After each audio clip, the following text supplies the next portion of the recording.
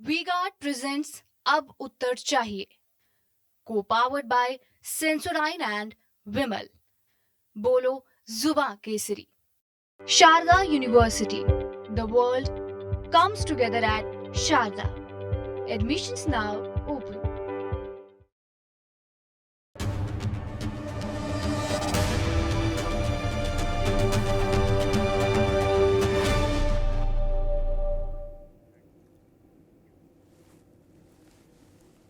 उत्तर प्रदेश में समाजवादी पार्टी ने जो सफलता हासिल की लोकसभा चुनाव में, उसके बाद स्वाभाविक है कि उसको ये लगे कि 2027 के विधानसभा चुनाव में वो अपने विजय पताका फहराएगी।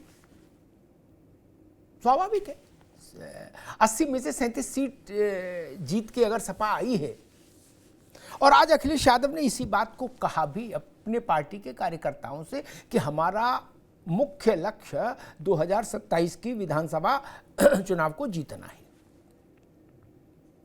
अखिलेश यादव खुद करहल विधानसभा से जो उनकी सदस्यता है उसको छोड़ेंगे और लोकसभा के सदस्य निर्वाचित हुए हैं कन्नौज से, इस नाते लोकसभा में पार्टी का नेतृत्व करेंगे। उत्तर प्रदेश विधानसभा में नेता विपक्ष की भूमिका में अब अखिलेश यादव की जगह कोई दूसरा चेहरा होगा। वो चेहरा कौन होगा, इस पर अटकलें लग रही हैं, लेकिन मेरी समझ ये कहती है कि कम से कम शिवपाल सिंह यादव वो चेहरा नहीं होंगे, क्योंकि शिवपाल सिंह यादव अगर वो चेहरा हो जाएंगे तो फिर अखिलेश यादव के पीडीए के नारे को दिक्कत आएगी। राज्यसभा में रामगोपाल यादव, लोकसभा में अखिलेश यादव खुद पार्टी के नेता होंगे और विधानसभा में शिवपाल सिंह यादव अगर नेता हो जाएंगे तो फिर मामला गड़बड़ हो जाएगा। इसलिए मेरी समझ ये कहती है कि किसी दो में से किसी एक को अखिलेश यादव नेता विपक्ष की जिम्मेदारी दे सकते हैं। एक गैर यादव पिछड़े वर्ग से, जो अति पिछड़ा वर्ग कहिए, पिछड़ा भी नहीं, अति पिछड़े वर्ग से किसी को चुने वो। और दूसरी संभावना ये, जिसकी संभावना मुझे ज्यादा लगती है, कि गैर जाटव दलित वर्ग से अपने किसी विधायक को वो नामित कर दे पार्टी के विधायक दल के नेता के रूप में, और उसके नाते वो विधानसभा में विपक्ष का नेता हो जाए।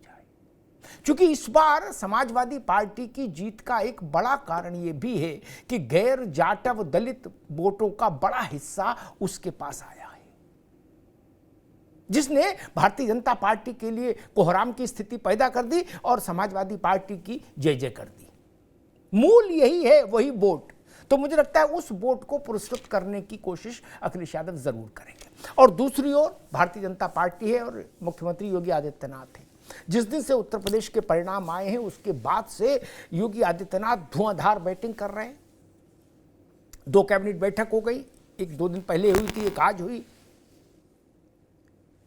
तमाम ये आचार संहिता के कारण चुनाव के समय जो तमाम फैसले रुके हुए थे वो सब धड़ाधड़ हो रहे हैं, खटाखट हो रहे हैं।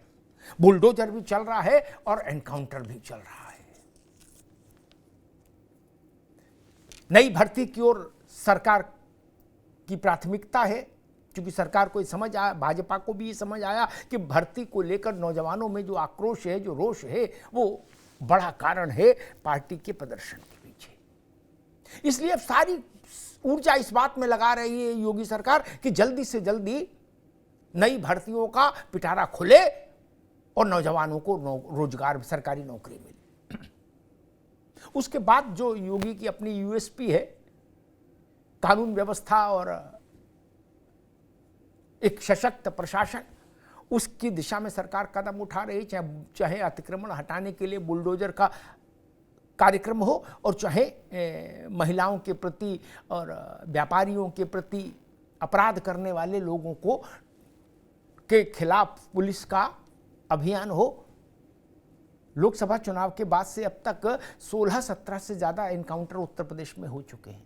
तो इससे आप समझ जाएंगे कि योगी सरकार अब कितनी प्रोएक्टिव है, तो कुल जमा तस्वीर ये है कि 27 का महायुद्ध, उसमें दो पार्टियां होंगी, दो गठबंधन होंगे या दो चेहरे होंगे, जो आपको अच्छा लगे वो कह लीजिए, लेकिन दो ही पाले होंगे उत्तर प्रदेश में। एक पाले का नेतृत्व योगी आदित्यनाथ करेंगे उस महासमर में, और दूसरे पाले का अखिलेश यादव करेंगे। तब संग्राम महाभीषण होगा। और अब से सपा की भी तैयारी उसी के लिए और भाजपा की तैयारी भी उसी के लिए। हमारे साथियों ने एक रिपोर्ट तैयार की, जरा उस रिपोर्ट को देखिए, फिर मेहमानों से परिचय कराए और फिर बहस में चला।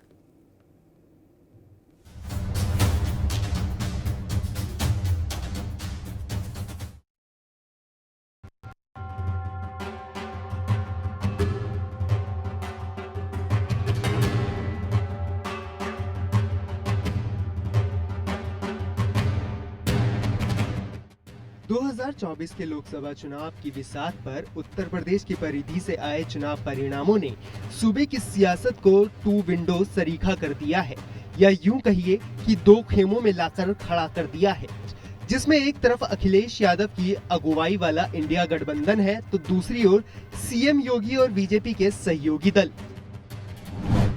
लोकसभा चुनाव के रण में सपा ने जहां 37 सीटें जीती, तो वहीं उनके गठबंधन साथी कांग्रेस के हाथ भी 6 सीटें आई हैं। अब इस परिणाम के पन्ने पलटे तो पता चला कि इसमें 14 ऐसी लोकसभा सीटें हैं जिनकी सभी विधानसभाओं में सपा ने जीत की साइकिल दौड़ाई है। वोट प्रतिशत, जीती हुई सीट और गुणा गणित के हिसाब से देखें तो सपा कांग्रेस गठबंधन करीब 222 सीटों पर भारी पड़ेगा। 2027 के लिए अखिलेश यादव ने तो 300 सीटों का टारगेट भी तय कर दिया है। मैं अपने कार्यकर्ता नेताओं को बधाई देता हूं कि बहुत दिनों बाद ये ऐतिहासिक जीत, और ऐसी जीत कि जिसने देश में समाजवादी पार्टी को तीसरे नंबर में पहुंचा दिया है। जहां तीसरे नंबर पर समाजवादी पार्टी पहुंची है, वहीं जिम्मेदारी भी समाजवादियों की बड़ी है। जो सिद्धांत डॉक्टर राम मनोहर लोहिया जी ने दिया, जिन सिद्धांतों को लेकर के बाबा साहब भीमराव अम्बेडकर जी ने लगातार जीवन भर काम किया, नेताजी ने जो संघर्ष किया, उस रास्ते पे हम सब लोग चलेंगे और कोशिश रहेगी कि समाजवादी पार्टी उत्तर प्रदेश में इसी तरीके से और मजबूत बनी रहे। वहीं मिशन 80 के बाद भी 33 सीट जीतने वाली बीजेपी के लिए लोकसभा के परिणामों ने बड़े संकेत दिए हैं। इस सब से सबक लेते हुए सख्त हुए सीएम योगी भी एक्शन मोड में दिखाई दे रहे हैं। अटकती लटकती भर्ती, पेपर लीक, कानून व्यवस्था को दुरुस्त करने के साथ साथ एनकाउंटर और बुलडोजर वाली कार्रवाई भी तेज दिखाई दे रही है। चुनाव बाद पहली कैबिनेट बैठक में लिए गए कई फैसलों में 2027 का रोड मैप तैयार करने की कवायद है। बीजेपी और सहयोगी दल की सीट और गुणा गणित देखते हुए बीजेपी 155 और सहयोगी दल करीब 15 सीटों पर ही दमदार दिखेगी। ऐसे में कड़ी हो सकती है 2027 की लड़ाई। कि उत्तर प्रदेश में जो प्रत्याशित रिजल्ट थे उस पर भी चर्चा हमको लोगों में होगी, और निश्चित रूप से जो कमियां होंगी उस पर आएगा, फिर आगे सुधार किया जाएगा, फिर जीत में दर्ज किया जाएगा। विपक्ष ने तो किस तरीके से काम किया है कि इस उत्तर प्रदेश की जनता को किस तरह के धोखे में संविधान बदल दिया जाएगा, 4.5 करोड़ एडिट वीडियो चलाया गया, तो इस तरीके से लोगों को भ्रम जाल में दिया है। तो वो अब जनता धीरे धीरे जान रही है, जैसे कांग्रेस के दरवाजे पर फटाफट पैसा देने की बात थी, लेने आ रही है। तो ये तरीके की जनताओं को जो गुमराह किया है वो जल्दी जनता अब जान रही है, और सिर्फ भारतीय जनता पार्टी। बहरहाल 2027 से पहले वैसे तो हाल में 8 सीटों के उपचुनाव में इम्तिहान है, लेकिन नजर और टारगेट 2027 ही है। सपा और कांग्रेस पर जहां अपना गठबंधन बचाने और ये प्रदर्शन दोहराने का दबाव है, तो वहीं बीजेपी पर इस विधानसभा वाला प्रदर्शन करने का प्रेशर है। वैसे भी बीजेपी के सहयोगी दल अपनी भूमिका इस तरह से नहीं निभा पाए, तो ऐसे में सवाल यही शोर कर रहा है कि क्या 2027 की लड़ाई अब योगी वर्सेस अखिलेश यादव होगी, क्योंकि मायावती इस मैदान में कहीं लड़ाई में है ही नहीं। बसपा धीरे धीरे धीरे धीरे क्षरण को प्राप्त हो रही। इस नाते केवल दो ध्रुव, एक ध्रुव का नेतृत्व योगी आदित्यनाथ कर रहे हैं, दूसरे ध्रुव का नेतृत्व अखिलेश यादव कर रहे हैं। इन्हीं के बीच में महासमर होगा 27 का। मेहमानों के पास चलें, उनसे आपका परिचय कराएं, बहस को आगे बढ़ाएं। उससे पहले एक छोटा सा अवकाश, एक विज्ञापन है, जरा उसको देख लीजिए। Where the software engineer meets the cool UI UX designer, meets the gifted content writer. To create the big dream, the world comes together at Sharda University. So where are you?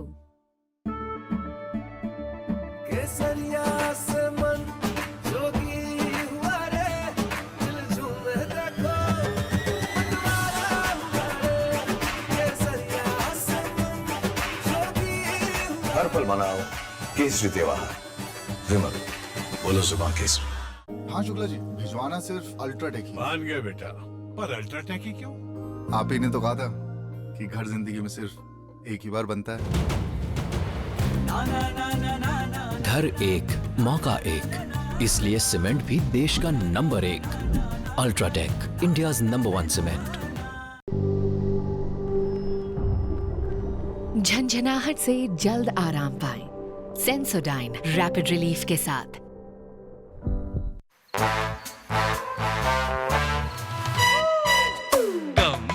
Come, my love, please don't say no, baby. Come, my love. V-Guard के air coolers extra large cooling pads के साथ, जो अच्छों को ठंडा करे। V-Guard air coolers, long lasting cooling. Where the software engineer meets the gifted content writer, meets the cool UI UX designer, meets the talented photographer to create the big dream. The world comes together at Sharda University. So where are you? मेहमानों से आपका परिचय करा दें। नवेद शिको हैं हमारे साथ, राजनीतिक विश्लेषक। नवेद जी का स्वागत है। फराज किदवई साहब है, समाजवादी पार्टी के प्रवक्ता। फराज जी का बहुत स्वागत है। अवधेश पांडे जी हैं, भारतीय जनता पार्टी के प्रवक्ता। अवधेश जी का बहुत स्वागत है। रविंद्र पटेल, आरएलडी के प्रवक्ता। रविंद्र जी का बहुत बहुत स्वागत है। नवेद शिको, आपसे बात शुरू करता हूं। अभी तो अखिलेश यादव विधानसभा छोड़कर लोकसभा में आ रहे हैं और वहां पार्टी के संसदीय दल का नेतृत्व करेंगे, लेकिन तय ये है कि उत्तर प्रदेश में 2027 का जो रण होगा विधानसभा के लिए, उसमें एक तरफ अखिलेश यादव होंगे, एक तरफ योगी आदित्यनाथ होंगे। अखिलेश यादव दिल्ली में रहें, लोकसभा में रहें या विधानसभा में रहें, इससे कोई बहुत व्यवहारिक फर्क नहीं पड़ता। और स्वाभाविक है, मुद्दत बाद समाजवादी पार्टी में इतना उत्साह है, मुद्दत बाद। इसको देखते हुए और दूसरी ओर भारतीय जनता पार्टी भी स्वाभाविक तौर पर फाइट बैक करने की कोशिश करेगी, कम बैक करने की कोशिश करेगी। कैसे देख रहे हैं आप इस पूरे सिनेरियो को, नवेश को? देखिए, बहुत रोचक होगा विधानसभा चुनाव, आगामी उत्तर प्रदेश का लोकसभा चुनाव, विधानसभा चुनाव इसलिए रोचक होगा क्योंकि दोनों बराबर की ताकतें हैं। जिस तरह से लोकसभा चुनाव के नतीजे उत्तर प्रदेश के आए तो लग रहा है दोनों की 50-50 की टक्कर है। दोनों चेहरे मजबूत हैं, चाहे अखिलेश यादव हो चाहे योगी आदित्यनाथ हो, कोई किसी से कम नहीं है। दोनों के खासतौर से समाजवादी पार्टी के कार्यकर्ताओं में उत्साह है और वो इस लड़ाई को लड़ने के लिए उन्होंने तैयारी शुरू कर दी। और दोनों की रणनीति क्या है, ये आपने दोहराया। ये बात बिल्कुल सही है कि अखिलेश यादव अपने पीडीए के फार्मूले पर चलेंगे, गैर यादव पिछड़ों को और दलितों को आगे लाएंगे और उनको उनके साथ रिश्ता स्थापित करेंगे, जैसा लोकसभा चुनाव में उनको वोट मिला। दलितों के साथ में और भी मजबूत रिश्ता बनाने की कोशिश करेंगे। उधर योगी आदित्यनाथ जिस बात को भाप चुके हैं कि कुछ ना कुछ कमजोरियां रही है, कुछ रिक्त पद हैं, सरकारी नौकरियों के ज्यादा से ज्यादा सरकारी नौकरियां देने की कोशिश की जाएगी। नौजवानों के सबसे बड़ा दर्द जो है पेपर लीक, ऐसा आइंदा ना हो इसलिए कोशिश की जाएगी। सुरक्षा का जो एक सबसे बड़ा गुडवर्क है योगी आदित्यनाथ का, उसको संभाल के रखा जाएगा। किसानों को खुश रखेगी सरकार, योगी सरकार, ये सब होगा। लेकिन इसके साथ में दोनों की एक एक कमजोरी भी है। जो उस कमजोरी से बच गया वो फतेह हासिल कर लेगा। एक कमजोरी भारतीय जनता पार्टी की साथ में जो कही जाती है कि केंद्र और उत्तर प्रदेश के बीच में वैसा रिश्ता नहीं है जैसा होना चाहिए है, और उस रिश्ते की वजह से ही भारतीय जनता पार्टी को उत्तर प्रदेश में नुकसान उठाना पड़ा था। ये बात कही जा रही है और ये बात में किसी हद तक सच्चाई भी है। दूसरी तरफ समाजवादी पार्टी का कांग्रेस के साथ में ऐसे रिश्ता बरकरार रह पाता है या नहीं रह पाता है, जिस तरह दोनों ने मिलजुल के एक बड़ी फतेह हासिल की है, क्या समाजवादी पार्टी को ये लगने लगे कि कांग्रेस की क्या हैसियत, हमने तो उसको इतनी सीटें दिला दी, या कांग्रेस को लगने लगे कि समाजवादी पार्टी हमारी एक हवा में, हमारे एक हमारे एजेंडे में जीत गई, ये रिश्ता भी बरकरार रहे, इसमें कड़वाहट अगर नहीं ठीक बात आती है, नवेद भाई, यादव ये इसी बड़ी तरह से- महत्वपूर्ण बात है कि ये रिश्ता बचा रहे, ये बहुत बड़ी बात है। अवधेश पांडे जी के पास चलता हूं, फिर फराज किदवई साहब के पास। अवधेश जी, आज से 3 महीना पहले, चलिए फराज किदवई साहब के पास आता। फराज किदवई साहब, आज से 3 महीने पहले स्थिति ये थी कि लोकसभा के बारे में भी और विधानसभा के बारे में भी उत्तर प्रदेश में सामान्यतः लोग ये मानते थे कि भारतीय जनता पार्टी बहुत अपर हैंड पर है। लेकिन खैर लोकसभा का परिणाम आया, आपकी पार्टी ने एक बड़ी सफलता हासिल की और उसके चलते चीजें बदली। मैं एक आंकड़ा देख रहा था कि समाजवादी पार्टी और कांग्रेस मिला के लोकसभा चुनाव को सामने रखें तो लगभग 220-22 विधानसभा सीटों में आगे है, और अब भारतीय जनता पार्टी और उसके सहयोगी मिला के रखिए तो 170-75 विधानसभा सीटों पर आगे हैं, ऐसा एक आंकड़ा दिख रहा है। अखिलेश यादव करहल छोड़कर दिल्ली जा रहे हैं, लेकिन वो दिल्ली रहे या लखनऊ रहे, सफाई रहे या करहल रहे, मुकाबला योगी आदित्यनाथ वर्सेज अखिलेश यादव भी होगा 27 में, जो महामुकाबला होगा। फराज किदवई साहब, देखिए अमिताभ जी, 2-3 महीने पहले की जो आप बात कर रहे हैं, मुझे लगता है कि ये ग्लास है और अब इस ग्लास को आप बोलेंगे कि साहब ये तो आधा खाली है, मैं बोलूंगा आधा भरा हुआ। तो अपना अपना नजरिया है देखने का अमिताभ जी। चीजें जमीन पर क्लियर हो गई थी लगभग 1 साल पहले ही कि जिस तरह से ये जो डबल इंजन है, ये जो आपस में टकरा रहा था और जनता के कोई भी काम नहीं कर पा रहा था। आप देखिए कि किस तरह से पेपर लीक हो रहे थे, और आज भी देखिए कि 4 जून को एक तरफ तो इस देश के लोकतंत्र का फैसला होता है और दूसरी तरफ नीट की परीक्षा में क्या क्या गड़बड़ियां हैं, ये आपका चैनल भी चला रहा है और बाकी हम लोग सब लोग देख रहे हैं। तो Amitabh ji, writing on the walls पहले ही से था कि भारतीय जनता पार्टी ये सिर्फ और सिर्फ देश के जो लोग हैं उनको आपस में लड़ाने का काम कर रही है, भाई से भाई को लड़ा रही है और सिर्फ एक नफरत का माहौल पैदा करके वोट लेना चाहती है। तमाम सरकारी रिपोर्ट्स ऐसी हैं, मैं कुछ नहीं बोल रहा हूं वो, और उसमें बहुत लंबा डिस्कशन चला जाएगा। भारत की गृह मंत्रालय की, मैं सुनिए आप मेरी बात तो सुनिए नहीं, मैं रिपोर्ट का जिक्र इसलिए कर रहा हूं कि जो जमीनी मुद्दे थे अमिताभ, जमीनी मुद्दों से भारतीय जनता पार्टी ने अपना जो है वो ध्यान हटा करके सिर्फ और सिर्फ इस चीज की कोशिश की कि कैसे वोट लिया जाए। अब दूसरी बात, अभी पीडीए की बात हुई। देखिए नैरेटिव, जैसे संजय निषाद जी बोल रहे थे कि विपक्ष बोल रहा था कि संविधान चेंज कर देंगे और आपका आरक्षण खत्म हो जाएगा। विवेक देबरॉय क्या विपक्ष में है? इन्होंने कहा था ना कि constitution is a colonial legacy. ये समाजवादी पार्टी के राष्ट्रीय अध्यक्ष आदरणीय अखिलेश यादव जी ने तो कहा नहीं था, या लल्लू सिंह जी ने कहा था कि हमको 400 सीटें दे दो, हम संविधान बदलना चाहते हैं। या दिया कुमारी जी कोई हमारे उप मुख्यमंत्री हैं क्या अमिताभ जी? ये तो भारतीय जनता पार्टी की उप मुख्यमंत्री है। इन्होंने कहा था ना कि विकसित भारत करने के लिए हमको संविधान बदलना पड़ेगा। कृष्णा हेगड़े कौन है? फराज किदवई, ठीक है, अभी रुक जाओ, ठीक, दोबारा में आते हैं। 1000 मुद्दे गिनाए जा सकते हैं और जब सब लोग 1000 मुद्दे गिना लीजिए तो हम उसमें 10 मुद्दे और जोड़ देंगे, 1010 हो सकते हैं कि भाजपा क्यों हारी, सपा क्यों जीती, दुनिया की बात अग्निवीर से लेके और परमवीर तक सब जोड़ लो, ठीक, जितने याद हो मुद्दे सब बोलते जाओ धुआंधार। लेकिन एक बड़ी सच्चाई, पता नहीं आप पार्टी के जो लोग रणनीति को देखते हैं उन्होंने इस पर ध्यान दिया होगा।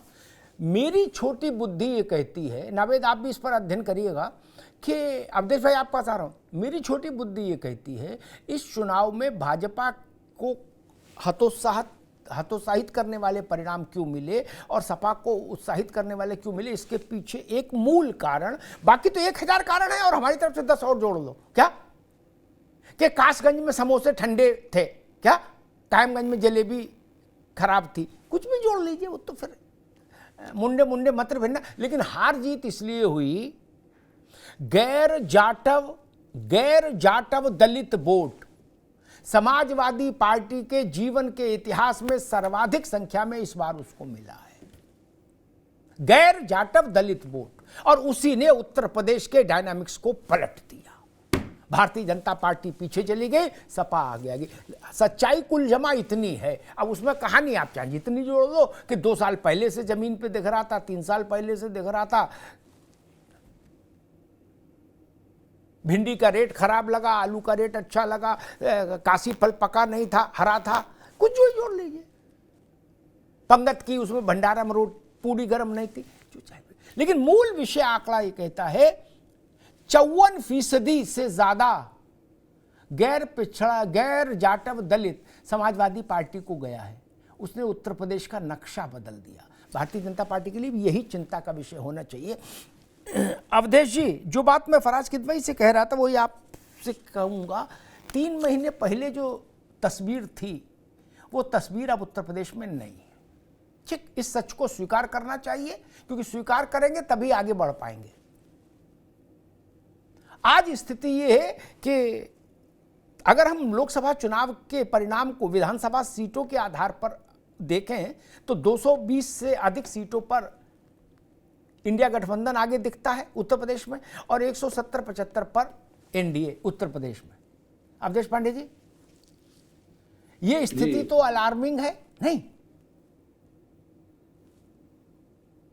देखिए अग्निहोत्री जी, सभी चुनावों में लोकतंत्र का हिस्सा है, जय पराजय की समीक्षा होती है, और भारतीय जनता पार्टी पूरे दिमाग से पूरे देश के अंदर समीक्षा कर रही है। और ये कम बड़ा चमत्कार नहीं है कि 2 बार सरकार होने के बावजूद भी इस देश में नरेंद्र मोदी जी के चमत्कारिक नेतृत्व के कारण पुनः सरकार बनी है, और उस सरकार ने पहले ही दिन से किसानों के हित में, गांव के हित में काम करने प्रारंभ कर दिए हैं। अब जब उत्तर प्रदेश के चुनाव की बात होगी तो पुनः भारतीय जनता पार्टी की उत्तर प्रदेश की जैसी सरकार चल रही है और पूर्ववर्ती समाजवादी पार्टी की जो सरकार चली थी, इसकी दोनों की समीक्षा होगी, और उसके उपरांत मतदाता अपना मन बनाएंगे, वोट देंगे। ये बात जरूर है उत्तर प्रदेश के अंदर कि बहुजन समाज पार्टी का आधार खिसका है, कांग्रेस का आधार लगभग समाप्ति की ओर है, तो कुछ ऐसे वोट हैं जो शिफ्ट हो रहे हैं। वो कुछ शिफ्टिंग समाजवादी पार्टी की तरफ हुई है, और इसलिए भारतीय जनता पार्टी इसको लेकर के समीक्षा कर रही है। आज जब आप पूरे देश के अंदर सांसदों की संख्या देंगे और कैबिनेट में किस प्रकार से भारतीय जनता पार्टी ने सबका साथ और सबका विकास के नारे को चरितार्थ करते हुए पिछड़ी जात के और दलित जात के लोगों की संख्या बढ़ाई है सांसदों में, और उनको मंत्री भी बनाया है, तो आगे उत्तर प्रदेश के अंदर भी इस फार्मूले के आधार पर काम होगा। और क्योंकि संगठनात्मक वर्ष उत्तर प्रदेश से लेकर पूरे देश का समाप्त हो रहा है, तो संगठन में भी व्यापक फेरबदल होगा, नेतृत्व के भी स्तर पर तमाम चीजों की समीक्षा होगी, और भारतीय जनता पार्टी पुनः एक बड़ी ताकत के रूप में अभी भी उत्तर प्रदेश में है, और आगे जब समाजवादी पार्टी उसके सामने होगी और उत्तर प्रदेश का नेतृत्व और समाजवादी पार्टी शासन की समीक्षा होगी, तो कोई नहीं चाहेगा समाजवादी पार्टी के शासन का। ठीक है, अवधेश जी, अभी रुक जाए, आ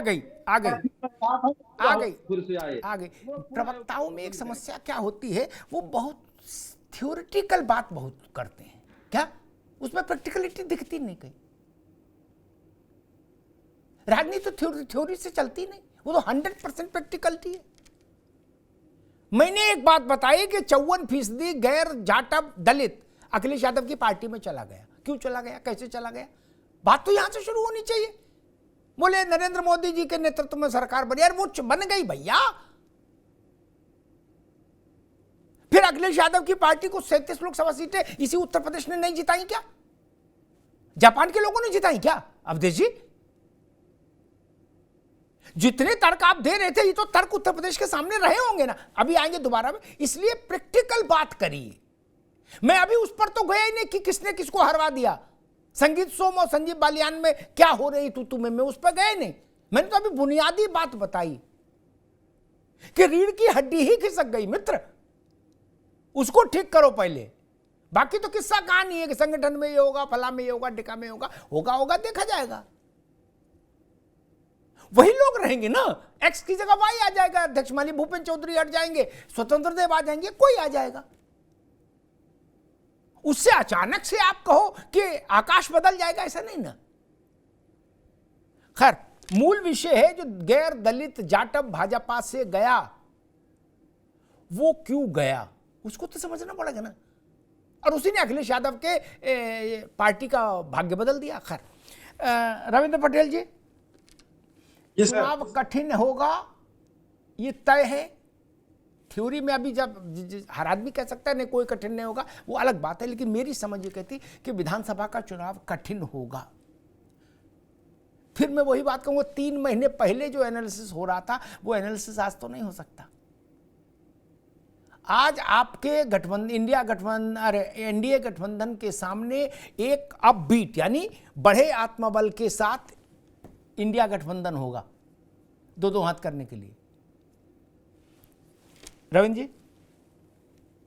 सर देखिए, युद्ध हो, राजनीति हो, चुनाव हो, कोई भी साधारण नहीं होता। हर चुनाव कठिन होता है। हर चुनाव को कठिन मानकर अगर हम पुरुषार्थ करेंगे तो बेहतर कर पाएंगे। निश्चित तौर पे आप ही बार बार कह रहे हैं कि 3 महीना पहले ऐसा नहीं था। जो 3 महीना में अगर बदल सकता है तो अगले 3, 4, 6 महीने में और कुछ बदल सकता है। बदलाव प्रकृति का नियम है। तो ये बात बिल्कुल सत्य है कि बहुजन समाज पार्टी अपना अस्तित्व बचा नहीं पाई और उसका जो मतदाता था मूलतः, या जो 19% 18% वोट 2019 की लोकसभा में उन्हें मिला था, आप अगर गौर करेंगे कि राजनीति अंकगणित पे नहीं चलती, राजनीति बीजगणित है। 1 + 1 2 नहीं होता, 1 + 1 11 हो जाता है।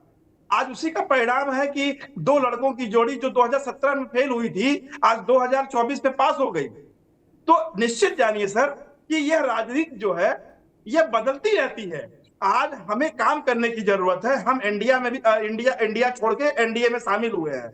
निश्चित तौर पे जयंत चौधरी जैसा एक उम्दा और कह लीजिए कि साफ सुथरा चरित्र का नेता जब उत्तर प्रदेश की राजनीति में आएगा, उतरेगा, अनुप्रिया पटेल है, जतिन प्रसाद है, ये नौजवानों की टोली जब उत्तर प्रदेश में काम करेगी तो मुझे लगता है कि जो 3 महीने पहले जो परिणाम बदले हैं वो परिणाम निश्चित तौर पे सकारात्मक रूप से बदलेंगे। दूसरी बात, एक बात को समझना होगा, मैं हमेशा कहता हूं और चैनलों में मैंने कहा, फिर आपके चैनल पे कह रहा हूं कि आदरणीय अखिलेश जी के नेतृत्व में ऐसा कुछ चमत्कार नहीं हो गया जिसको हम और आप ये समझे कि अखिलेश जी ने जमीन पे उतर के 1000 किलोमीटर साइकिल चला दी, इसलिए उनको ये वोट बैंक उनको पलट गया और उनको ये मैंडेट मिल गया। यह भारतीय जनता पार्टी के जो कार्यकर्ता थे, निश्चित तौर पे उनके अंदर भी अफसरशाही आ गई और लगातार चुनाव जीतने की वजह से कहीं ना कहीं उन्होंने नरेंद्र मोदी जी के वेब को ही मान लिया। उन्होंने अपने पुरुषार्थ नहीं किए। ये मैं गठबंधन में होने के नाते कह रहा हूं, लेकिन आदमी अपनी गलतियों से सीखता है। मैं आपके चैनल के माध्यम से बड़ी दृढ़ता से कह रहा हूं कि एनडीए निश्चित तौर पे 2027 में आज से ज्यादा विधायकों की संख्या लेके आएगा और पूर्ण बहुमत की सरकार बनेगी। ठीक है, रविंद्र पटेल ने कहा कि ऐसा नहीं है कि अखिलेश यादव 1000 किलोमीटर पैदल चले हों। नहीं, 1000, 2000, 5000 किलोमीटर पैदल चलने से भर से सरकार बनती हो ऐसा नहीं है। नहीं तो चंद्रशेखर जी ने अपनी बाजार पर बहुमत की सरकार बना लिए होते, वो तो भारत यात्रा किए थे। बाकी लोग तो मोहल्ला की, शहर की, जिला की, प्रदेश की करते, तो भारत यात्रा किए थे। नहीं, ऐसा नहीं। अखिलेश यादव की पार्टी क्यों जीती, अगर इसको भी अभी समझने में संकोच हो रहा है या समझ नहीं आ रहा, तो मैं कहूंगा ये भी राजनीतिक तौर पर जोखिम है। और मेरे जैसा आदमी, वो मेरे पास तो एक ही नपना है नवैश्य को। मैं किसी दूसरे नपने को जीवन में 35 साल में माना ही नहीं। कोई नेता हो, कोई अभिनेता हो, जिसको जनता जिताए वही अच्छा, क्योंकि जनता का फैसला ही सबसे अच्छा। बात खत्म हो गई। जब अखिलेश यादव के पास 3 सीटें थी तो आप उनको खारिज करते थे, आज 37 है तो खारिज तो नहीं कर सकते। इसलिए मैं सिर्फ इतनी सी बात कर रहा हूं। इसको नवैश्य को एक बड़ा सवाल जो मैंने उठाया, बाकी तो थ्योरी की बातें हो रही थी कि मायावती का वोट और कम हो गया, उससे उत्तर प्रदेश में जलजला आ गया। ये एक सही परसेप्शन नहीं है। जो गैर जाटव दलित वोट था भाजपा के पास भी, वो भी चला गया सपा के पास, उसमें से एक बड़ा हिस्सा। ऐसा थोड़ा कि मायावती के यहां से जो वोट छिटका उसमें बंटवारे से ऐसी स्थिति बन गई। ना ना ना ना, गैर जाटव दलितों ने समाजवादी पार्टी को अपनी पसंद क्यों बनाया? क्योंकि समाजवादी पार्टी और दलितों के बीच का रिश्ता कभी बहुत अच्छा रहा हो, पूर्व में ऐसा नहीं हुआ। उसके कुछ व्यवहारिक कारण है, सामाजिक कारण है, मैं उन पर नहीं जाता, लेकिन नहीं रहा। यह पहला अवसर है कि जब आधे से ज्यादा गैर जाटव दलित सपा की ओर मूव कर गया। क्यों नावेशी को?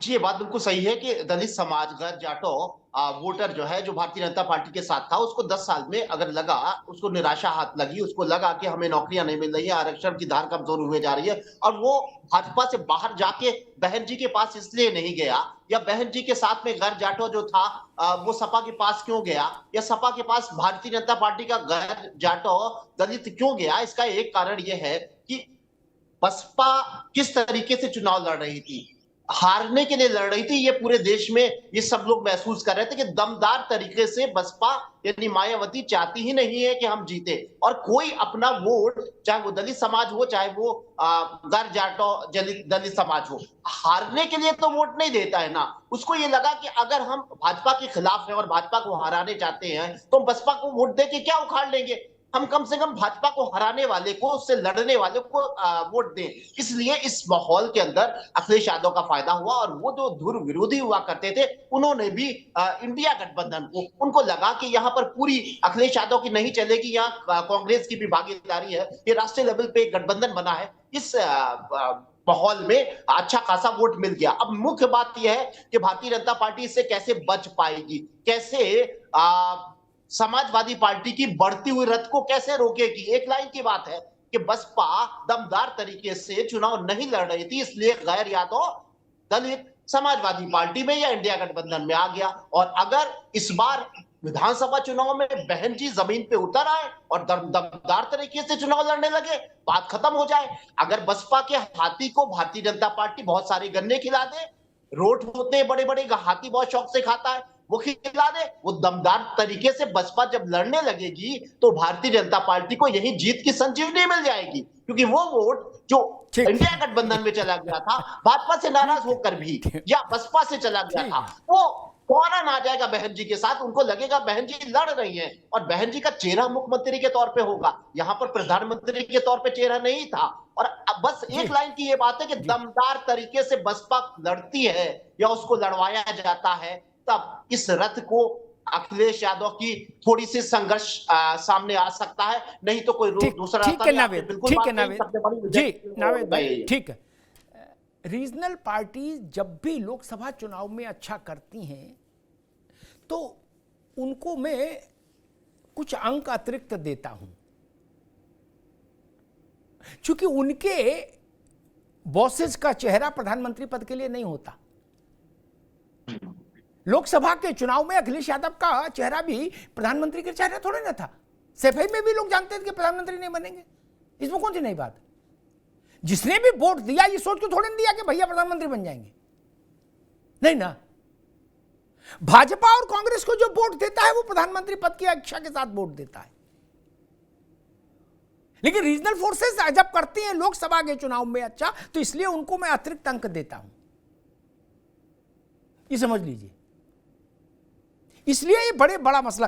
अवधेश पांडे जी, क्या सामाजिक समीकरणों को साधने की कवायद में इस बार भाजपा चूक गई कहीं? क्योंकि बाकी ये सब बातें तो एक हैवॉक क्रिएट करने की कोशिश है, क्योंकि जिस अग्निवीर की चर्चा बीच बीच में लोग कर देते हैं, उस अग्निवीर के लागू रहते हुए भारतीय जनता पार्टी 3 राज्यों में प्रचंड बहुमत से जीत के आई, तब अग्निवीर नहीं था। इसलिए अग्निवीर और परमवीर का मसला नहीं है, मसला है सामाजिक समीकरणों को ठीक से प्लेस कर पाए या नहीं कर पाए। क्या भारतीय जनता पार्टी से चूक हुई है सामाजिक समीकरणों को दुरुस्त करने में? या जो बात नावेद शिको कह रहे हैं कि आपने कहा कि भाई ठीक है, हम अपने सारी उम्मीदें बहन जी के प्रदर्शन पर टिका देते हैं, क्या हाथी झूम के लड़ जाएगा तो जय जय और बैठ जाएगा तो अगर ऐसा है तो बात दूसरी है, अन्यथा तो एक परसेप्शन ये है कि सामाजिक समीकरणों का ठीक से भाजपा ने प्रयोग नहीं किया। अवधेश जी देखिए, भारतीय जनता पार्टी के केंद्र में गरीब था, युवा थे, महिलाएं थी और किसान थे। और भारतीय जनता पार्टी ने पहले ही कहा था कि हम सबका साथ और सबका विकास के नारे को चरितार्थ करेंगे। गरीब कल्याणकारी योजनाओं के माध्यम से गरीबों के कल्याण करने का काम भारतीय जनता पार्टी ने किया। जो विभिन्न कल्याणकारी योजनाएं हैं उसको गिनाने से कोई फायदा नहीं। तो उन गरीब कल्याणकारी योजनाओं से पूरा सामाजिक समीकरण हम साध भी रहे थे और सबका साथ सबका विकास के नारे को चरितार्थ कर रहे थे। लोगों को लगा कि आयुष्मान कार्ड तो हमको मिल गया, आवास का लाभ तो हमको मिल गया, किसान सम्मान निधि तो हमको मिल गई, उससे कुछ अतिरिक्त जनता की उम्मीद हो सकती है, रही होगी। इस पर इस सरकार में और आगे काम होगा भी और इसकी हो सकता है जरूरत भी हो। बाकी मुद्दों को लेकर के जितने भी मुद्दे थे, भारतीय जनता पार्टी ने अपने घोषणा पत्र में कहा था कि सारी चीजों को हम ठीक करेंगे। युवाओं के क्षेत्र में भी, महिलाओं के क्षेत्र में भी, गरीब कल्याण की योजनाओं के बारे में भी भारतीय जनता पार्टी पहले दिन से सजग थी और उसके जो परिणाम थे वो धरातल पर दिखाई भी दे रहे थे। थोड़ा सा आपसे आगे बढ़कर के मैं एक चीज जोड़ूंगा कि कुछ लोगों को कांग्रेस के गारंटी कार्ड बांट करके गरीब लोगों को गुमराह करने का काम भी इंडी गठबंधन के लोगों ने किया। 1 लाख का गारंटी कार्ड बांटा, उस पर नाम लिखवाया, डाकखाना लिखवाया, 5 तारीख से खटाखट पैसे आने शुरू हो जाएंगे, 1 लाख का गारंटी कार्ड है। तो कुछ लोग इसमें भी भ्रमित हुए, गुमराह हुए, इससे भी एनडीए गठबंधन का कहीं कहीं नुकसान हुआ है। ये बात जरूर है कि हमारे कुछ प्रतिशत वोट कम हुए हैं, तो जनता का जो जनादेश है उसको हम, हमारे सिर माथे पर है, उसको हम स्वीकार करते हैं। और जो हमारा वोट प्रतिशत कम हुआ है उसकी हम ठीक प्रकार से समीक्षा करेंगे और अभी बहुत समय है, उसको हम जल्दी से ठीक करके पुनः जो भारतीय जनता पार्टी की एक ताकत है और जो उत्तर प्रदेश के अंदर योगी जी की का जो शासन है, जिसमें कानून का राज स्थापित हो रहा है, 24 घंटे बिजली है, ट्रांसफार्मर बदले जा रहे हैं, उज्ज्वला गैस की अब लाइन नहीं लगती है। ठीक है अवधेश जी, ठीक, अभी रुकना होगा अवधेश जी। जब ठीक है अवधेश जी, जब चुनाव से पहले सपा के या कांग्रेस के लोग कहते थे कि दलित के युवा, महिला, गरीब, वंचित, किसान सब भाजपा से नाराज हैं, बेरोजगार, तो मैं कहता था फिर तो भाजपा चुनाव ही नहीं लड़ना चाहिए, इनको एक वोट नहीं मिलेगा क्योंकि इनमें सारा देश आ गया। वैसे ही मैं जब उस बात को खारिज करता तो मैं इस बात को भी खारिज करूंगा जो भाजपा इस वक्त कह रही है कि गरीब, किसान, युवा, नौजवान, महिला सब हमारे साथ हैं। तो जब सब आपके साथ थे फिर तो आप 80 जीत जाते। नहीं, इतना वेग बात मत बोलिए। मैं उनको भी टोकता था कि सब भाजपा के साथ खिलाफ है तो फिर भाजपा वाले चुनाव क्यों लड़ रहे हैं, कैसी बात है ये? ठीक है, थ्योरी ठीक है, प्रैक्टिकल तो नहीं होता ना ऐसा। जिसके साथ किसान हो उसके साथ देश की 60% आबादी हो गई, बात खत्म हो गई। नहीं, और महिला और जोड़ दो, और गरीब और जोड़ दो, और नौजवान और जोड़ दो, 100% हो गया। इसके बाद बचता कौन है? 1-2% बुजुर्ग, बुढ़े, बस, बाकी तो सब हो ही गया साथ। इतना सरल नहीं मित्र। खैर, फराज किदवई साहब, जो बात अवधेश पांडे जी कह रहे हैं उसके कुछ चित्र झलकियां आ भी रहे, वीडियो वगैरह, कि महिलाएं अपना फार्म लेके कांग्रेस कार्यालय के बाहर जा रही हैं, वो कह रही भाई हमको पैसा नहीं मिला, हमारा रजिस्ट्रेशन हो चुका है। ये बात तो बड़ी है। एक बात सुन लो, अभी तो बातें नहीं पूरी की आप, जब एक इतना उत्साहित नहीं, थोड़ा रुक जाओ। चूंकि आपका गठबंधन है, गांठ जुड़ी हुई है, तो अभी केवल वहीं जा रहे हैं या आपके कार्यालय भी में कुंडी खटखटा रहे हैं महिलाएं? क्योंकि बात तो एक ही है, जब रिश्तेदारी हो ही गई तो भाई यहां से पेमेंट ले लो, चाहे वहां से ले लो। नहीं, ये मसला तो बड़ा है, 1 लाख रुपए का मसला है। मैंने कई वीडियो देखे जिसमें महिलाएं कह रही है कि जी हमको तो कहा ये मिला था, ये हमारा नाम पता सब भरा है, दस्तखत है इसमें कार्ड में, कहा था खटाखट आना पैसा शुरू हो जाएगा, 8,500 रुपये महीना, वही लेने आए हैं। और एक कहीं बेहोश भी हो गई महिला पैसा मांगते मांगते। फराज भाई, अमिताभ जी, कुंडी तो समाजवादी पार्टी के कार्यालय की देश की करोड़ों जनता खटखटा रही है कि हमको इस सरकार से आजादी दिलवाइए, जिस सरकार ने ये बोला था कि हम हर साल 2 करोड़ नौकरी देंगे, वो 2 करोड़ युवा हर साल भारतीय जनता पार्टी के कार्यालय में जाकर के कुंडी खटखटाते हैं, मगर वहां बोलने वाला कोई नहीं है। भारतीय जनता पार्टी 15-15 लाख रुपए सबके बैंक अकाउंट में भी ट्रांसफर कर रही थी और भारतीय जनता पार्टी काला धन भी वापस ला रही। तो देखिए क्या है कि हमारे घोषणा, कांग्रेस का हमारे अलाई पार्टनर है, उनके घोषणा पत्र में था अगर उनकी हमारी सरकार आती तो हम जरूर देते। देखिए बात अभी हो रही थी अमिताभ जी, जिस हम लोग मुद्दे पर वापस लौटते हैं, इसका जवाब मैंने लगता है मैं आपको दे दिया कि जो उत्तर प्रदेश में जो पॉलिटिकल सिनेरियो बन रहा है या जो हमारी, देखिए हम बिल्कुल भी अहंकार में नहीं है अमिताभ जी। हम जनता का मैंडेट, जब आपसे पहले डिबेट होती थी तब भी हम कहते थे कि जनता का मैंडेट सर आंखों पर, और आज भी जनता का मैंडेट जो है वो सर आंखों पर है। लेकिन अमिताभ जी 4 महीने पहले मैंने आपसे बोला था कि इस प्रदेश ने एक नया जननायक पैदा किया है जिसपे आपने चुटकी गिनी थी, और ये जननायक जो है वो उत्तर प्रदेश के युवाओं की लड़ाई अपने हाथ में लेकर के निकला है, और वहीं से इस लड़ाई को धार मिली जिस दिन से पेपर लीक अमिताभ जी हुआ था। आप देखिए कि आप एनालिसिस कर रहे थे अभी कि भारतीय जनता पार्टी क्यों हारी, समाजवादी पार्टी क्यों जीती, और हमारे आरएलडी के भाई ने बोला कि आदरणीय अखिलेश यादव जी, जननायक अखिलेश यादव जी उत्तर प्रदेश में चले नहीं, उसका जवाब मैं दूंगा। लेकिन आज आरएसएस में मोहन भागवत जी ने एक बहुत बड़ा स्टेटमेंट दिया है। मुझे लगता है अमिताभ जी, अपने दर्शकों को आप ये जरूर बताइएगा, और हमारे जो को पैनलिस्ट हैं उनसे मैं निवेदन करूंगा कि इसको पढ़ेंगे। इसकी 3 लाइनें मैं बता देता हूं कि मोहन भागवत जी ने क्या बोला कि भारतीय जनता पार्टी क्यों हारी। मोहन भागवत जी ने यह बोला है कि असली स्वयंसेवक वो है जिसमें अहंकार नहीं होता है और दूसरों की भावनाओं को वो हर्ट नहीं करता है, और उनका साफ साफ इशारा भारतीय जनता पार्टी की लीडरशिप और प्रधानमंत्री जी की तरफ। ठीक है, फिर दूसरी बड़ी बात मोहन भागवत जी ने क्या कही कि आगे वो कहते हैं कि इस इलेक्शन में भारतीय जनता पार्टी ने डेकोरम नहीं मेंटेन किया। ठीक। और तीसरी वो बड़ी बात वो कहते हैं कि वास्तविक में सेवक वो है जो स्वयंसेवक कहा जाता है, जो मर्यादा में चलता है। ठीक है, तो आप देखिए कि फराज भाई रुकना होगा। फराज किदवई भी कितना पढ़ते हैं राष्ट्रीय स्वयंसेवक संघ के बारे में। अरे लोहिया और जय उनको पढ़ो भाई, नरेंद्र देव को, जयप्रकाश बाबू को। कहाँ उस चक्कर में फंस रहे हो? कल तक उनको खरी खोटी सुना रहे थे, आज उनका फोटो स्टेट कराए, उसमें पीली पीली लाइनें खींचे, बिल्कुल हृदय से लगाए हैं कि भागवत जी क्या बोले हैं, गायत्री मंत्र की तरह पाठ कर रहे हो। और पहले कहते थे कि कौन भागवत, मैं तो तब भी कहता था इनको सुनो, आप नहीं मानते थे। अब देखो ये वक्त का बदलाव है कि सपा वाले भागवत जी का फोटो स्टेट करा के हृदय में लटकाए हैं तख्ती की तरह। और कितना भारत बदलेगा? ये बात तो भाजपा वाले ठीक कहते हैं, भारत बदल गया। बदल गया? बताइए।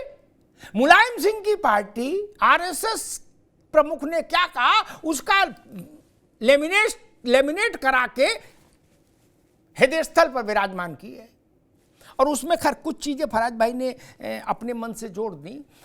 भागवत जी का भाषण मैंने सुना था, उसमें कहीं ये नहीं था कि भाजपा, उन्होंने ऐसा मत करिए, अभी रुक जाइए, कहीं ऐसा नहीं था, अरे रुक जाओ भाई, कहीं ऐसा नहीं था कि वो ये बोले हो मोहन भागवत कि भाजपा इसलिए हारी। कहीं ऐसा नहीं था कि जिसमें भागवत ने कहा हो कि भाजपा को ने मर्यादा तोड़ दी चुनाव में, कहीं ऐसा नहीं कहा। ये फराज किदवई की अपनी बुद्धिमत्ता है कि उन्होंने उसमें थोड़ा जोड़ घटाना कर दिया। ठीक है, अब तो चुनाव हो गया, तो लेकिन अच्छा है, संघ के लिए इतना ही बहुत है कि संघ प्रमुख के वक्तव्य को समाजवादी पार्टी गीता, रामायण और भागवत की तरह मोहन भागवत के वक्तव्य को हृदय से लगा रही है, नमन कर रही है। मुझे लगता है ये संघ के करोड़ों स्वयंसेवकों के लिए गर्व की बात होनी चाहिए, अवधेश पांडे के लिए भी गर्व की बात होनी चाहिए। ये बड़ी बात है। सर नावेद शिको, ठीक है, अरे रुक जाओ भाई, आप काय को कितनी किताबें देखो, रुक जाओ। नावेद शिको, ये तो खैर बदलाव हमें दिख ही रहा है कि भागवत जी का वक्तव्य है सपा लेमिनेट करा के रखे हैं बिल्कुल, क्या जैसे आदमी शादी कार्ड रखते हैं। तो इसका मतलब देश तो बदल गया, वरना कल तक पूछते थे कौन भागवत। तो खैर, लेकिन मेरा प्रश्न वही कि 1 लाख रुपया मिलेगा, इसका फॉर्म भी भरवाया गया और फॉर्म जब आप ऐसी किसी योजना जिसमें पैसा की बात हो और वो भी 1 लाख रुपए की हो, तो स्वाभाविक है फिर वहाँ पीडीए, सीडीए, जात, धर्म, हिंदू, मुस्लिम सब छूट जाता पीछे। नहीं, आदमी कहता भैया नगद नारायण का फार्म में तुरंत पकड़ो। नहीं, अब वो दृश्य आ रहे हैं कि वो महिलाएं घूम रही हैं, कांग्रेस के दफ्तर जा रही हैं और कह रही हैं कि भाई हमको पैसा नहीं मिल रहा। फराज भाई कह रहे हैं कि वो तो उनका मामला है, वो उन्होंने कहा था ऐसा। क्या चुनाव में जीत के पीछे इसकी भी भूमिका देख रहे हैं आप? क्योंकि मसला तो बड़ा है, 1 लाख रुपया मिलेगा, इसका कोई फार्म भरा ले तो एक आधा विश्वास तो सामान्य व्यक्ति में हो ही जाता है, जो बहुत ज्यादा चैतन्य नहीं है कि मिल ही जाएगा भाई जब फार्म भर गया। नावेशी को जी थोड़ा बहुत असर इसका जरूर रहता है, और ये इस तरह का लाभ देना आम महिलाओं को खासतौर से उनके दिलो दिमाग पे उतर आता है। हो सकता है पार्टी को इसका थोड़ा बहुत फायदा भी होता हो, लेकिन एक बहुत साफ बात होती है, जब कोई भी पार्टी अपनी घोषणा करती है या चुनावी अपना एजेंडा रखती है या घोषणा पत्र पेश करती है, तो उसमें एक लाइन की शुरुआती बात ये होती है कि यदि हम जीत गए और यदि हमने सत्ता बनाई तो हम ये योजनाओं का लाभ आपको देंगे। ये बात तो आम लोग भी जानते हैं, आम वोटर भी जानता है। हाँ, लेकिन अगर फॉर्म भरवाए गए, ये मेरे ख्याल में अगर ये बात आचार संहिता के दौरान हो रही होती तो मेरी राय होती ये आपत्तिजनक बात थी, और कहीं ना कहीं आयोग को इसको संज्ञान में लेना चाहिए। वादा करने का अधिकार है, घोषणा करने का अधिकार है, जनता को बताना कि यदि मैं हमारी पार्टी जीत गई, सत्ता में आई, तो आपको नौकरी देंगे, पैसा देंगे, राशन देंगे, कपड़ा देंगे, मकान देंगे, सब कुछ देंगे। लेकिन खैर उन्होंने कहा कि महिलाओं को हम इतनी आर्थिक सहायता देंगे, कोई प्रॉब्लम नहीं है। लेकिन अगर फॉर्म भरवाए गए उस वक्त ये आयोग को आपत्ति होना चाहिए थी। फॉर्म उस समय मेरे ख्याल में कि आम समझ जो है वो एक वो आयोग के फैसलों आचार संहिता के खिलाफ थे। दूसरी बात आप बहुत 10 सेकंड में कह देंगे, जो आपने कही फराज किदवाई साहब जो है वो भागवत जी के किस तरीके से बयान को पेश कर रहे हैं और उनको कितनी वैल्यू दे रहे हैं, और देना चाहिए। खैर उसमें कोई बुराई नहीं है, लेकिन आपने भी बात सही कही कि आप लोहिया जी को ज्यादा ध्यान दीजिए। एक चीज और मैं आपको बताऊं, कल एक कांग्रेस के मित्र जो हैं वो कह रहे थे कि अच्छे खासे बड़े पद पर हैं कांग्रेस के, मैं नाम नहीं लूंगा क्योंकि दूसरे चैनल पे कह रहे थे महाराज हमारे जो मुख्यमंत्री हैं योगी आदित्यनाथ, मैं उनका इतना सम्मान करता हूं कि उनके विकास के कार्यों में अगर अवरोध पैदा किया किसी शक्ति ने भी दिल्ली की, तो मैं बिल्कुल अपनी लाश बिछा दूंगा। तो ये भी योगी जी को लेकर प्रेम भी पांडे जी देख रहे हो कैसा बदलाव आ रहा है। खैर मैं रविंद्र पटेल के पास एक सवाल लूंगा। रविंद्र पटेल, 2-3 चीजें मुझे बड़ा चौंका रही हैं, हतप्रभ नहीं करनी, चौंका रही हैं। जैसे फराज किदवई साहब की पार्टी जिस गठबंधन में है, उस गठबंधन के लगभग सभी अधिकांश नेताओं ने खुले मंच से ये कहा कि नायडू जी, नीतीश जी, तुम्हें मेरी कसम स्पीकर लेके मानना क्या लोकसभा में। और कुछ नेताओं ने तो यहां तक कह दिया कि कोई सपोर्ट की जरूरत हो तो भी व्हाट्सएप करना, हम सपोर्ट देंगे क्या, लेकिन लेके मानना। अब खबर आ रही है कि भाजपा अपना स्पीकर चुनवाएगी, कहीं कोई उसमें समस्या नहीं, किसी ने मांग भी नहीं की। मंत्रालय बटे तो गठबंधन के दलों को छोटे मंत्रालय मिले, ये बात गठबंधन के लोग नहीं कह रहे, इंडिया गठबंधन के दल वाले कह रहे कि देखो तुम्हें झुंझुना दे दिया तेजस्वी यादव। और तीसरा उदाहरण आपने देखा भागवत जी का। भागवत जी के वक्तव्यों को भाजपा प्रचारित कर रहे तो बात समझ में आती है, ये स्वयंसेवक है क्या। भागवत जी के वक्तव्यों को समाजवादी पार्टी और कांग्रेस के भी तमाम नेताओं को मैंने देखा जो सुबह से भयंकर श्रद्धा के साथ भागवत जी को रिपोस्ट कर रहे हैं दनादन, कह रहे भागवत जी के चरणों में मेरा प्रणाम। क्या बात कही है। तो ये तो बदलाव आ गया, और क्या बदलाव आएगा। सरसंघ चालक के चरणों में प्रणाम इन विरोधी दल के लोग कर रहे हैं, करे वाह जी भागवत जी दिल जीत लिया मेरे यार। तो और कितना बदलाव होगा अभी रविंद्र पटेल।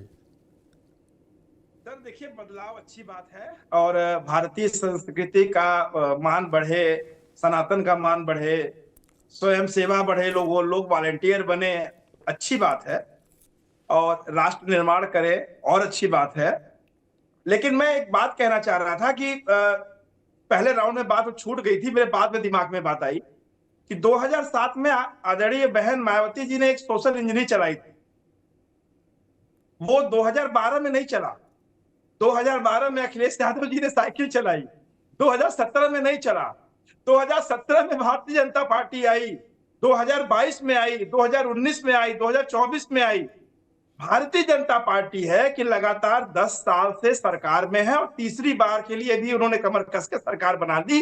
ये उनका इकबाल है, ये उनका विश्वास है कि चाहे बिहार के नीतीश कुमार हो और चाहे आंध्रा के चंद्रबाबू नायडू हो और चाहे कर्नाटका के कुमार स्वामी हो और चाहे आपके झारखंड और छत्तीसगढ़ के लोग हों, मोदी जी के महिमा मंडन में अपने आप को सुरक्षित पाते हैं और उनको ये लगता है कि जो दे देंगे वो सुकून से हम ले लेंगे। हमें एक स्थायी सरकार चाहिए, क्योंकि बिहार में 2025 का चुनाव होना है।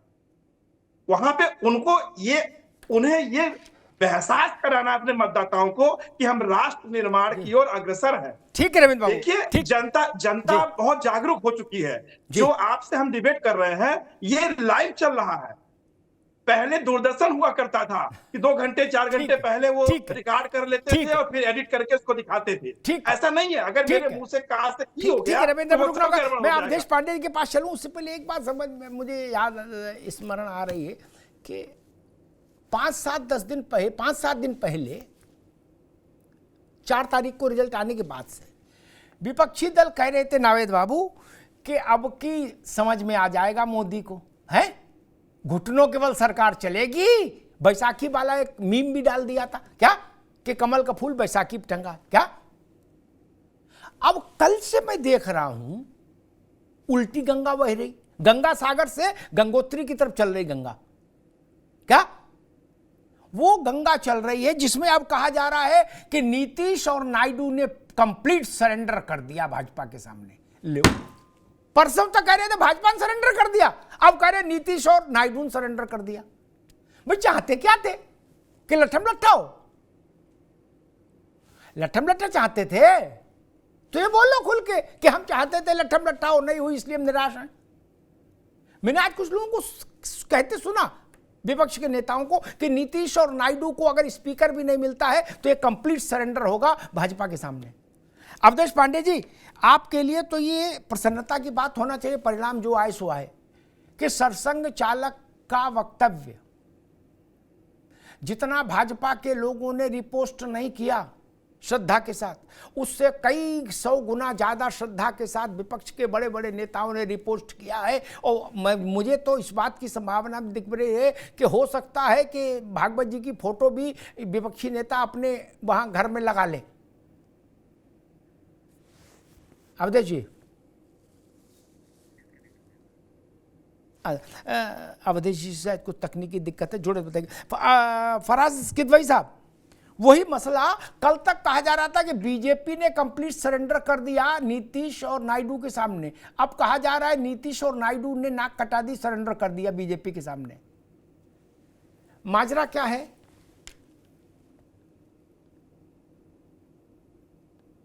भाई अनम्यूट का कुछ मामला है जी जी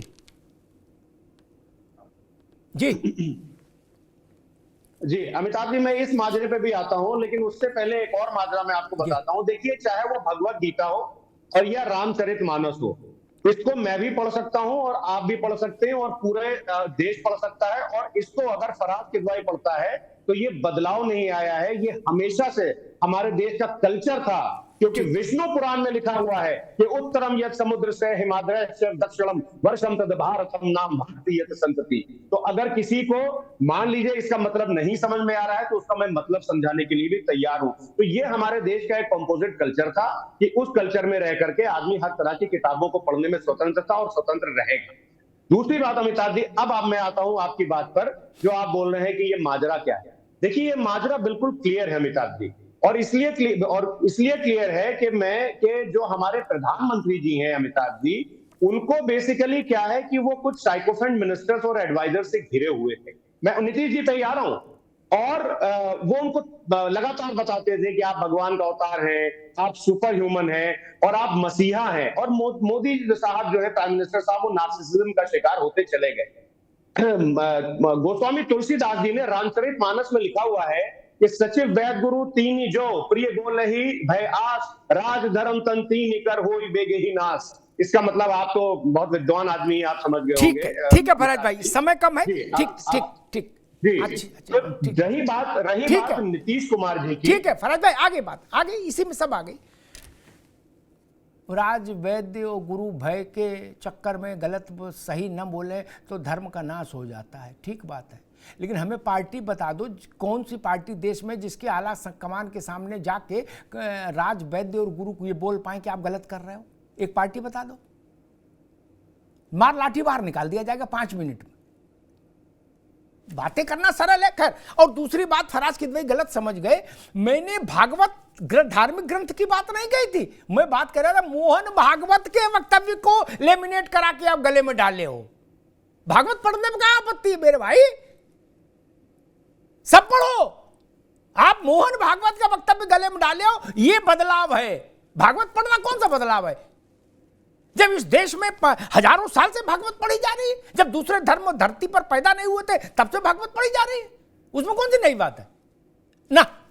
अवधेश पांडे जी, मेरे ख्याल से आज आप लोगों को ये तो संतोष होना चाहिए, प्रसन्नता भी होनी चाहिए कि जितना भागवत जी का वक्तव्य कल का भाजपा और बजरंग दल और विश्व हिंदू परिषद ने रिट्यूट नहीं किया, उससे कई गुना ज्यादा शक्ति और सामर्थ्य और श्रद्धा के साथ विपक्षी गठबंधन के लगभग हर नेता ने किया है और लिखा भागवत जी प्रणाम, क्या बोले हो, जय हो।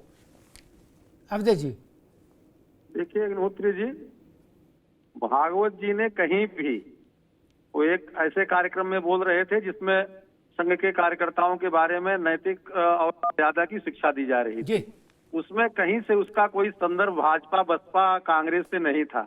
लेकिन उनको कुछ बुद्ध निरपेक्षों ने हथियार के रूप में इस्तेमाल किया। मैं उनको धन्यवाद देना चाहता हूं, खासकर किदवई साहब को, कि अगर वो भागवत जी को समझते और संघ को समझते और संघ किस प्रकार से व्यक्ति निर्माण करता, तो ये परिवारवाद, भ्रष्टाचार, ये जो करते हैं समाजवादी पार्टी के लोग, तो कम से कम उससे प्रेरणा लेते और परिवारवाद का जो ये मकड़ जाल में फंसे हुए हैं, जो ये भ्रष्टाचारी लोग हैं, कम से कम उससे दूर होते। पढ़ना चाहिए इनको लोहिया को, कि किस प्रकार से लोहिया जी का जीवन चरित्र था और किस प्रकार से लोहिया जी ने भी गांधी के चिंतन को महसूस किया और राम राज्य की परिकल्पना को सर्वश्रेष्ठ शासन व्यवस्था मानी। तो किदवई जी को उसको पढ़ना चाहिए। मैं फिर पलट के आता हूं कि जो गारंटी कार्ड बांटा कांग्रेस ने, उसको आप देखेंगे तो उसमें बाकायदा बार कोड लगा हुआ है और उसमें लिखा है कि आपके घर में मतदाताओं की कितनी संख्या है, आपकी उम्र क्या है, आपके पिता का नाम क्या है, आपका बैंक का क्या है, आपका डाकखाना क्या है। उसमें एक सुप्रीम कोर्ट में रिट भी हुई है। जो 99 एमपी कांग्रेस के चुने गए हैं और कांग्रेस का ये न्याय पत्र आया है, उसके खिलाफ आज एक सुप्रीम कोर्ट में याचिका भी हुई है। एक प्रकार से लालच दे करके, लोगों को गुमराह करके, भ्रम फैला करके, गरीब लोगों के साथ विश्वासघात करके वोट प्राप्त करना, ये इंडी गठबंधन के लोगों ने किया है। तो इसका भी थोड़ा असर इंडी गठबंधन के लोगों को हुआ है और कुछ भोले भाले ग्रामीणों के साथ इन्होंने विश्वासघात काम करने का काम किया है।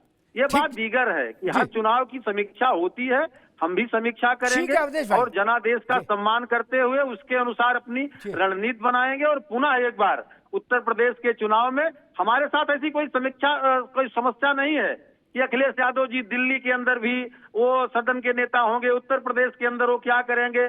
तो हम ऐसे नहीं है कि दो नाव पर पैर रखना है, दिल्ली में भी रखें, उत्तर प्रदेश में रखेंगे। और दोनों नाव पे रखने पे क्या होता है, कहावत आप जानते हैं। ठीक है, हमारे यहाँ होगा, अब रुकना होगा। ठीक, आ गई बात। 1 घंटे बहस चली, लेकिन इतनी बात तय है कि छत्तीसगढ़ में जब विधानसभा चुनाव था, नावेद शायद आपको याद हो, ऐसे ही फॉर्म भराने की एक कोशिश हुई थी। वो कोशिश तुरंत रिपोर्ट हुई थी और चुनाव आयोग ने उसको लाइटनिंग मोड में संज्ञान लेके तत्काल प्रभाव से बैन किया था। उन्होंने कहा था इलेक्शन में ये फॉर्म नहीं भरवाया जा सकता किसी सुविधा के। बोले ये तो सीधा सीधा हुंडी है कि आज वोट दे दो कल माल उठा लेना, ये नहीं चलेगा। और अगर ये है, मुझे पता नहीं, जो अवधेश जी कह रहे हैं कि सुप्रीम कोर्ट में एक रिट हुई, अगर है तो इस चीज पर बात होनी चाहिए। भारत की बहुसंख्यक आबादी ऐसी है जिसमें कोई भी चला जाए, थोड़ा बार कोड आर कोड लगा हो, कागज मजबूत हो, अच्छा हो, प्रिंटिंग ठीक हो, और उससे कहे कि फार्म भरवा रहे हैं, मकान मिलेगा, वो आदमी उसके पीछे चल देगा। किसी बात कर रहे हैं? मकान छोड़िए, आप ये कह दीजिए कि बच्चे की स्कूल की ड्रेस मिलेगी, वो वहां चल देगा। अगर ऐसा है तो खतरनाक संकेत देखना चाहिए। जो बात नावेद ने कही, मैं उससे इसलिए व्यवहारिक नहीं मानता। ठीक है, घोषणा पत्र में लिखा होता है कि जीतेंगे तभी दे पाएंगे, लेकिन ये बात कितने लोग जानते हैं मित्र? बड़ा आदमी जब लक धक कलक वाला कुर्ता पहन के जाता है ना नावेद, क्या गांव में, और कहता है चलो फॉर्म भरवाओ, सबसे एक एक मोबाइल मिलेगा सबको, तो कौन उससे पूछता है कि भाई आप कौन हो, कैसे दे पाओगे? नहीं ना। आशा के दीपक, उम्मीद के दीपक आंखों में टिमटिमाने लगते हैं। इसलिए ये विषय बड़ा है, देखना होगा। लेकिन दूसरी बात फिर मैं आता हूं कि अखिलेश जी को अभी एक फैसला करना है नेता प्रतिपक्ष का। मैंने अपना आकलन दिया कि मुझे लगता है गैर जाटव दलित या अति पिछड़े वर्ग में से, इन दो वर्गों में से कोई एक होगा। शिवपाल सिंह यादव नेता प्रतिपक्ष हो, इसकी संभावना मुझे बहुत कम लगती है, क्योंकि नहीं तो फिर बहुत ज्यादा परिवार हो जाएगा। दिल्ली लोकसभा में अखिलेश जी, राज्यसभा में राम गोपाल जी, और विधानसभा में चाचा, फिर तो मामला गड़बड़ हो जाएगा। पीडीए की धारणा डगमगा जाएगी। और मैं ये भी मानता हूं कि उत्तर प्रदेश का विधानसभा का चुनाव अब 3 महीने पहले जो संभावनाएं थी उससे बिल्कुल इतर होगा। एक बड़ा चुनाव होगा जिसमें बड़ी प्रतिस्पर्धा होगी, कड़ा मुकाबला होगा, और एक और इम्तिहान होना है छोटा सा, लेकिन वो भी सैंपल सर्वे टाइप का हो जाएगा। 9 बाई इलेक्शन होने हैं उत्तर प्रदेश में अवधेश जी, वहां भी प्रैक्टिकल हो जाएगा। थ्योरी तो टीवी पे होता है, वहां प्रैक्टिकल हो जाएगा, भाजपा का भी और सपा गठबंधन का भी। 9 जगह चुनाव होना है बाई इलेक्शन नावेद जी, और उसमें पूरब पश्चिम उत्तर दक्षिण चारों तरफ की उत्तर प्रदेश की सीटें हैं, यानी हर दिशा का उत्तर प्रदेश का एसेंस उसमें दिखेगा। और एक बात जो मुझे लग रही है बड़ी रोचक और हास्य पैदा करने वाली, ये सियासत क्या न कराए। जो लोग कांग्रेस के जो नेता कल तक कहते थे कि हिंदू आतंकवाद की थ्योरी जिन्होंने दी थी, और जो ऑन रिकॉर्ड कहते थे कि आतंक की ट्रेनिंग देता है स्वयंसेवक संघ, राष्ट्रीय स्वयंसेवक संघ, और उस पर 100 आरोप लगाते थे, वो आज हाथ में गंगा जल और तुलसी का पत्ता लेके और उसके ऊपर भागवत जी का वक्तव्य रख के पढ़ रहे हैं कि नहीं?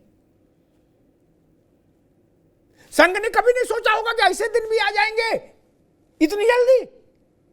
छोड़ो किसकी सीट ज्यादा आई कम आई, मैं तो कहता हूं संघ को तो लड्डू बांटने चाहिए। जब भागवत जी को खड़गे जी प्रणाम कर रहे, गांधी परिवार प्रणाम कर रहा, सपा प्रणाम कर रही, सारे विपक्षी दल प्रणाम कर रहे, आम आदमी पार्टी प्रणाम कर रही, भूरी भूरी, वो तो साक्षात नहीं दिख रहे भागवत जी, नहीं चरण ही पकड़ ले। ये कम है क्या? और दूसरी बात, मुझे लगता है कि नीतीश जी और नायडू जी, नावेद बाबू, रविंद्र पटेल, नीतीश जी और नायडू जी, मुझे लगता है विपक्ष को निराश कर रहे हैं, विपक्ष के साथ जाति कर रहे हैं। फिल्म में कोई सस्पेंस ही नहीं हो आ रहा, कोई थ्रिल ही नहीं आ रहा, मौज ही नहीं आ रही। कल तक विपक्ष के लोग कह रहे थे नायडू तुम बढ़े चलो हम तुम्हारे साथ हैं, नीतीश तुम बढ़े चलो हम तुम्हारे साथ हैं। अब कहने लगे कि इन लोगों ने नाक कटा दी, सरेंडर कर दिया भाजपा के आगे। इनको उम्मीद थी बम फूटेंगे, अनार जलेंगे, फुलझड़ी जलेगी, वहां कुछ नहीं हुआ। सुतली बम क्या, कोई बम नहीं चला। और उम्मीद है कि भारतीय जनता पार्टी का स्पीकर आराम से शपथ ले लेगा। कुछ लोग ये कह रहे कि ओम बिरला जी जो पुराने स्पीकर हैं उन्हीं को कंटिन्यू करा देंगे जब सब कंटिन्यू हो रहा है। तो मैं तो ये सोच के हतप्रभ हूं कि जिस दिन ऐसा हो गया, भाई 15 दिन के भीतर हो ही जाएगा। और जिस दिन ऐसा हो गया नवेद बाबू, उस दिन विपक्ष के नेताओं पर कितना वज्राघात होगा।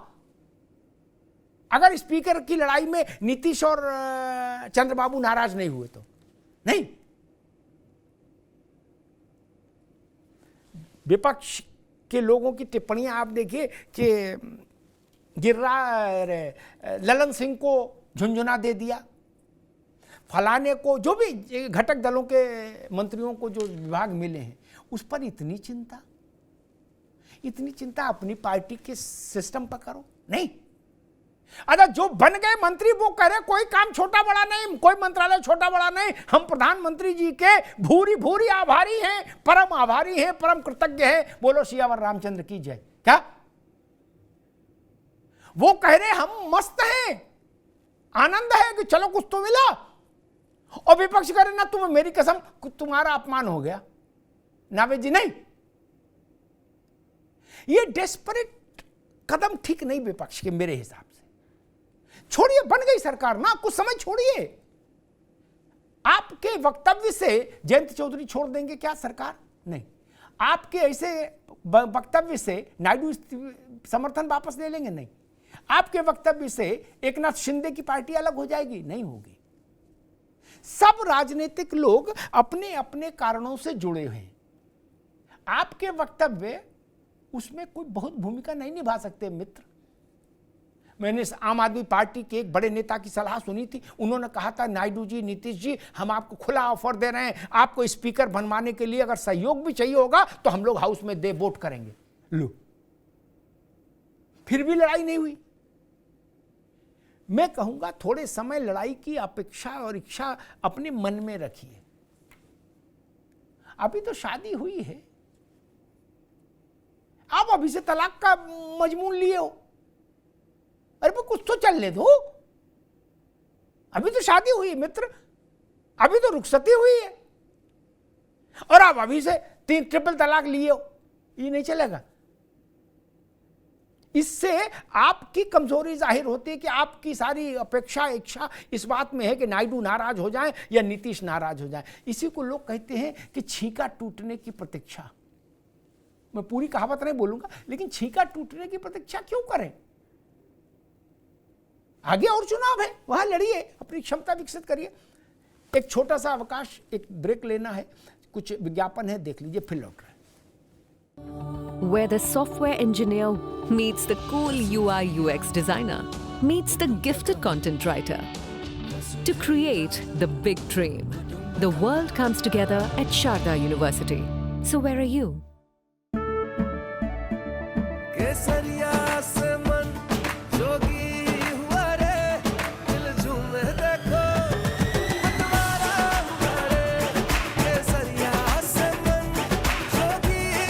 हर पल मनाओ केसरी त्योहार। विमल, बोलो जुबान केसरी। हाँ शुक्ला जी, भिजवाना सिर्फ अल्ट्राटेक ही। मान गया बेटा, पर अल्ट्राटेक ही क्यों? आप ही ने तो कहा था कि घर जिंदगी में सिर्फ एक ही बार बनता है। घर एक, मौका एक, इसलिए सीमेंट भी देश का number 1। UltraTech, India's number 1 cement. झंझनाहट से जल्द आराम पाएं सेंसोडाइन रैपिड रिलीफ के साथ।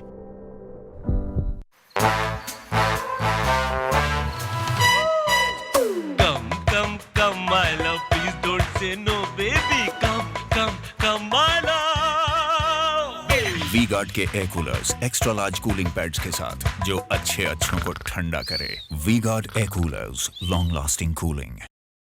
Where the software engineer meets the gifted content writer, meets the cool UI UX designer, meets the talented photographer to create the big dream. The world comes together at Sharda University. So where are you? उत्तर प्रदेश में 2 धड़े, 2 ध्रुव, 2 पाले, कुछ भी कहिए। एक में योगी आदित्यनाथ का नेतृत्व, दूसरे में अखिलेश यादव का नेतृत्व। और अब लड़ाई उत्तर प्रदेश की कुर्सी की, उत्तर प्रदेश विधानसभा चुनाव की। भारतीय जनता पार्टी की कोशिश होगी कि वो अपनी बढ़त के सिलसिले को जो 2014 से उसने उत्तर प्रदेश में शुरू किया, उसको जो अभी एक झटका लगा है इस लोकसभा चुनाव में छोटा, उस झटके से पार करके, उस झटके से उबर के उसको आज अपने को अजेय की स्थिति में रख पाए। और अखिलेश यादव को लगेगा कि 2022 के चुनाव में हमारा रथ जहां रुक गया था, हम इस बूस्टर के सहारे जो लोकसभा में मिला है उस रथ को आगे ले जाएं और 2017 के बाद से जो वनवास है समाजवादी पार्टी का वो खत्म करवाएं। इसलिए अब लड़ाई उत्तर प्रदेश के मैदान में होगी और बड़ी रोचक और बड़ी गंभीर लड़ाई होगी। धन्यवाद। वी-गार्ड प्रेजेंट्स अब उत्तर चाहिए, को powered by Sensodyne and Vimal. बोलो जुबां केसरी। Sharda university, the world comes together at Sharda. Admissions now open.